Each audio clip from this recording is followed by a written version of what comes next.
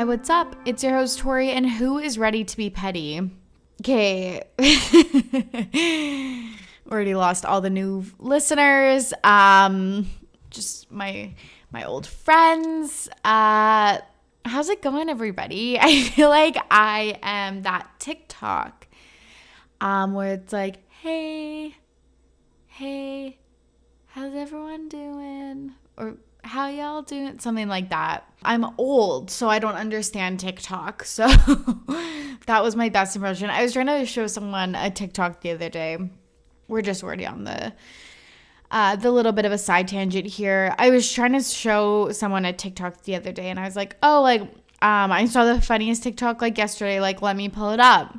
So I'm like, oh, where are my liked TikToks?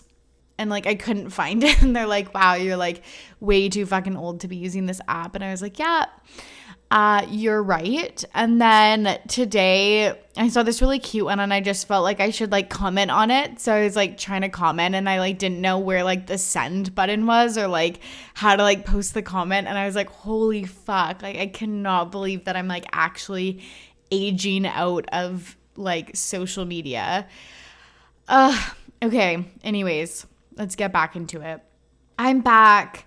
I posted 2 podcasts in the summer, but really I haven't posted regularly since last June.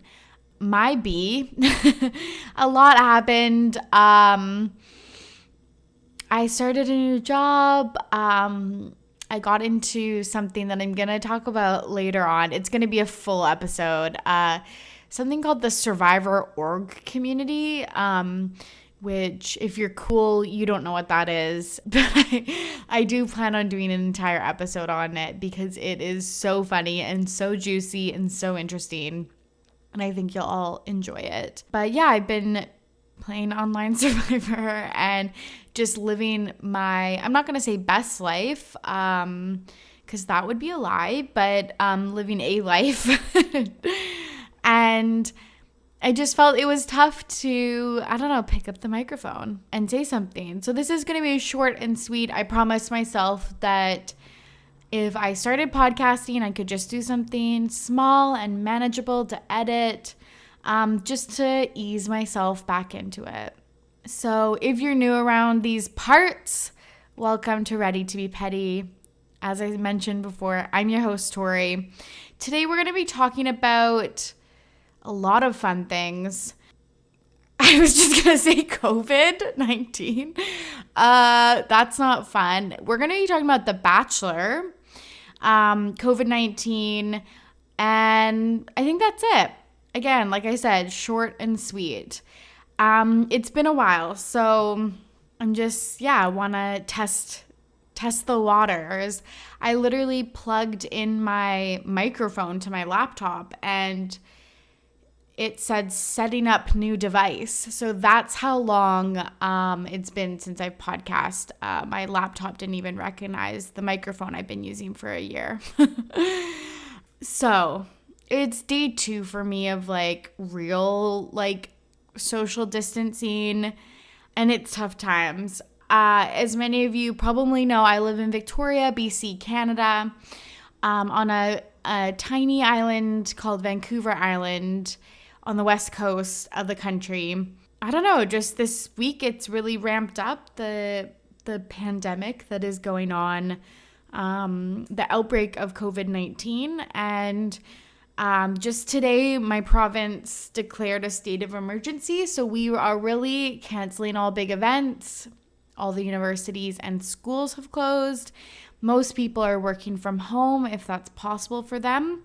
And we're just kind of entering this, weird stage of quarantine and social distancing, kind of other countries have done before us. Yeah, I just want to say that it's a really sad situation, and I think a lot of people are confused and sad with all of the uncertainty that's going on in the world. So hopefully we can liven that up for you a little bit and have a few laughs as we hopefully listen to this podcast by yourself in your home.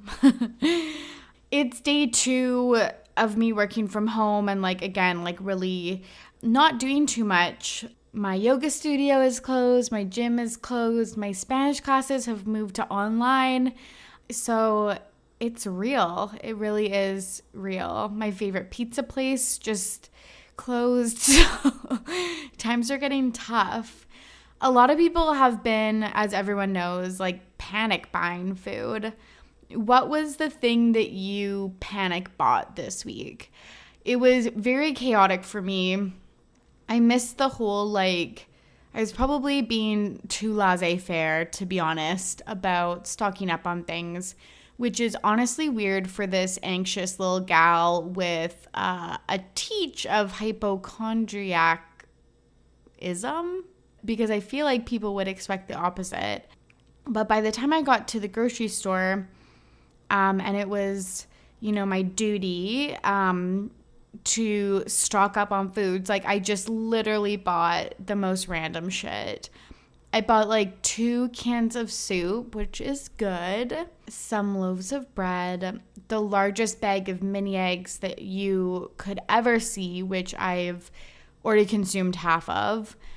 I was like, oh, I'll make Rice Krispie squares, which I haven't eaten since I was fucking 6 years old. So I bought Rice Krispies, but as I mentioned, actually I don't think I mentioned this, as I mentioned before, maybe in prior podcasts, or maybe you can tell by just listening to me that I'm poor. So I bought crisp rice, Western family marshmallows and a stick of butter, and I made Rice Krispies. So that was very much a panic buy. Assortment of vegetables that don't equal anything that I've planned to make a stir fry. I bought chocolate covered almonds because the mini eggs were not enough. I bought tons of coffee creamer and another 4 liter of milk. So things are going well. I bought tons of packs of Annie's pasta. It's just kind of like a bougie organic craft dinner, if no one knows. But yeah, I've already eaten 2 of those boxes. Quarantine snacks are on the low. I think it's day 2. I think day 1 I was going into it and I was just like, know what? I'm coming out of this quarantine / social distancing period a better version of myself. When I'm out of this quarantine, it's over for these bitches. I had so many aspirations on day 1. I was going to clean my entire house, go through my closet and see what I could donate. I was going to finally start that teeth whitening kit that I bought 2 months ago. I was going to practice my yoga via YouTube. I was going to write letters to my friends and family that are far from home. I have done 0 of those things. The only things that I've done are eaten. The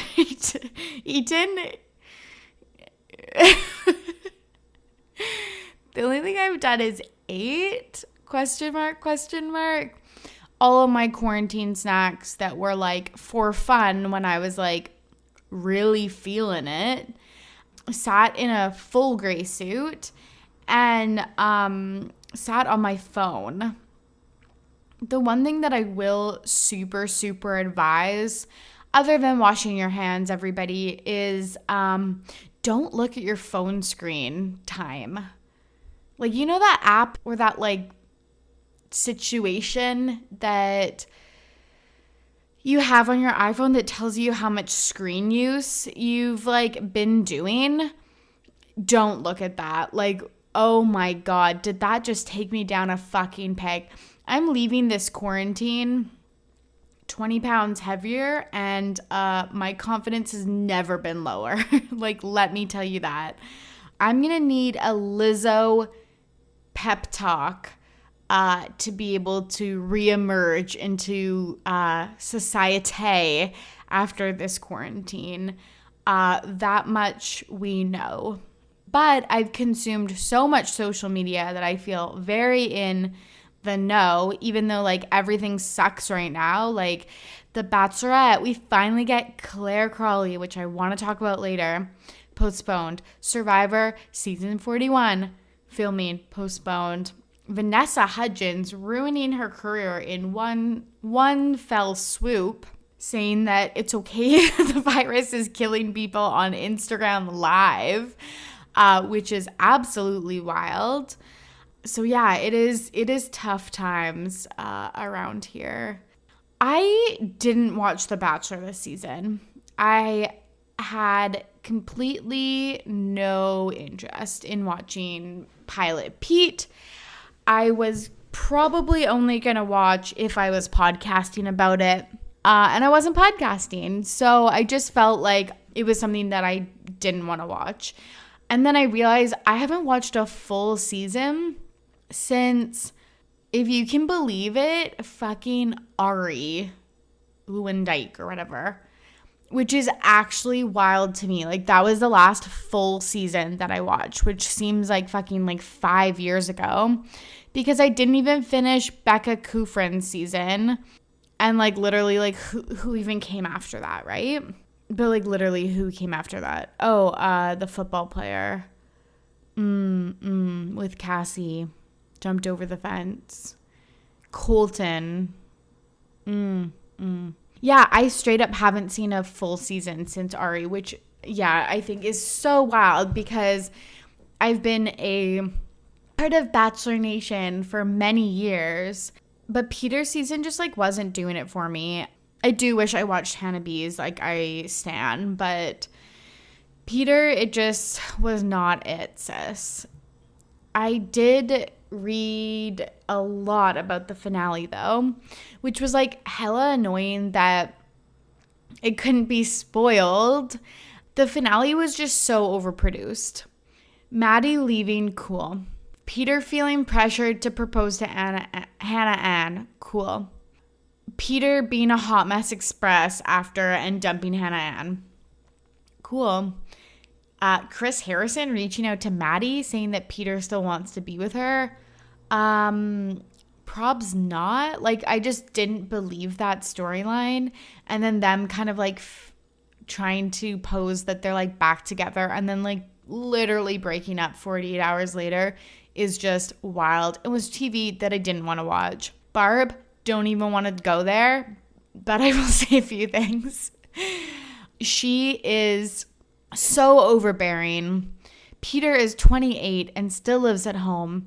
He's so indecisive because he probably has never had to make a huge decision like this at all on his own when he doesn't have his family there, which obviously is tough. You need support from your family, especially as a young adult. But I think by 28, you should be able to make decisions independently. That whole thing was a mess. I did love the conspiracy theories about him dating a producer or him dating Kelly. I thought that those were really fun and interesting. And I love when Bachelor Nation puts on those detective hats and looks at Instagram posts for like a fucking golf bag that someone else owns, like, or like goes through someone's Venmo purchases. Like, that's just mwah, chef's kiss.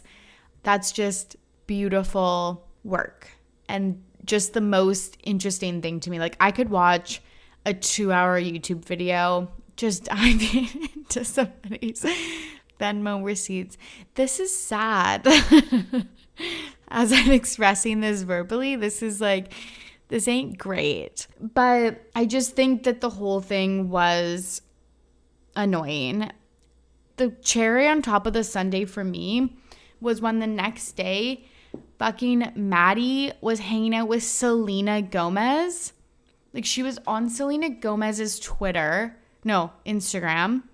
They were at Target picking out board games, and Maddie was like on her phone. Like, you're with Selena Gomez and you're on your phone. Like, literally, words are escaping me right now. The disrespect is just, it's just wild. It's absolutely wild. I can't even imagine. I cannot even imagine.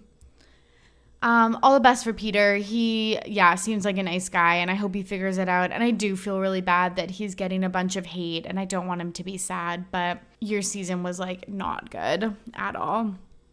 But with the announcement of Claire Crawley, like I said before, I've been in Bachelor Nation since basically day one, and I love her. I think she's just the right amount of cray. I think she is super fun. I love that she's older. I kind of thought she was a villain in her first season with Juan Pablo, but really came to like her. I love that she's a strong woman and takes no shit from no man. And I'm very excited to see her as the lead. Filming right now has been postponed, which hopefully gives them time to like do some recasting, because I like quickly skimmed some of the photos of the suitors and they just seem very young and also like not hot, like literally not hot. And I don't know if it's just those Bachelor headshots that they use that like no one looks good in except for like Tyler C, but it just didn't look great. For some reason, Claire, like her name I just think is so fitting for her. I don't know if anyone ever used to read the books The Clique or watch the movie. It was a one-time, like probably straight to DVD movie. But she just reminds me of that Claire, like kind of timid, maybe even got a little bit picked on in her first season, but then like has one of those moments where she's like, know what? And just like stands her ground and like mouths off the lead, or in this case, Massey Block. Yeah, I don't know. It's just like so fitting. She just reminds me of Claire from The Clique. People are probably like, what the fuck? And that's like an awful take, but I stand by it. The other thing that was interesting about Claire's season is Matt James of at Matt James 919 fame was cast for a season. And if you don't know, he is Tyler C's roommate and best friend. But then he like dropped. So I'm wondering if he dropped because he just like doesn't see it with Claire or for other reasons. But it's really interesting. I hope some of this like postponement maybe with people's work or schedules like doesn't work, and she can get some new men that are casted that are just like a little bit older and a little bit more realistic for her. And by realistic, I just mean like not a person that's looking for fame and is like just wanting the Instagram followers, just like a person that's looking for love and would be happy that Claire's the Bachelorette. I think that's like another thing that's like so interesting about this moral code that The Bachelor has. And we know obviously all of the weird shit about sex and right and wrong in the Bachelor world, but it's so funny, like with the moral code of like who's there for the right reasons, who's there for love or who's there for Instagram fame, the people that are good and bad depending on which category you would put them in. I don't know, it just seems like the people that ended up in the final like 4 with Peter seemed like they were just there for fame, which like good on you. Like I think that's a genius move and you can do so much with it. Like look at Queen Ashley Iconetti, but it makes the facade so fake. And I think that that's maybe one of the pieces that I'm missing in these last couple seasons is like, I think I used to like it because there was that veneer, a very thin, that shiny veneer. It was thin, but it was there. And now I think it's not. And I just know too much and it's not as interesting anymore. So like I mentioned before, I just wanted to give you a little bit of an update about what I've been up to the last couple months. As I mentioned before, I've been playing Online Survivor, which, yes, it's exactly what it sounds like, the fucking reality TV show Survivor in an online format where you, like, Skype people to make alliances and go to tribal council and all of this stuff. I went to LA with Rowan, my little sister. I podcasted with Rob Has a Podcast's very own, Rob Sesternino. And I've got so much to talk about. I really want to get into all of those things in their own episode because that's what they deserve.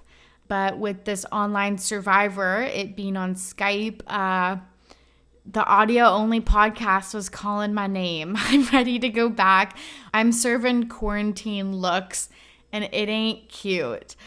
So I'm super happy to be back. Thank you again for listening. What do you want me to talk about next? I'd love to hear from you. You can find me on Facebook, Twitter, and Instagram at our TBP podcast. I've been popping off on Twitter and occasionally on Instagram. It's really nice to be back. I've had a lot of fun and I hope you have too. Reach out, tell me why you're petty, stay safe during these very difficult times, currently and up ahead. As always, I'm Torry and I'm ready to be petty. See you soon. For real this time. Bye.